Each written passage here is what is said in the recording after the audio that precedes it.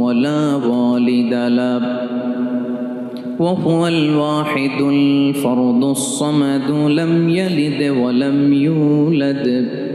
ولم يكن له كفوا أحد. ونشهد أن سيدنا ونبينا وحبيبنا وبشيرنا ونذيرنا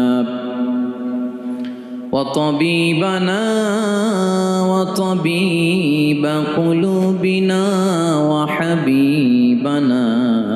وحبيب ربنا محمدا عبد الله ورسوله أرسله بالحق بشيرا ونذيرا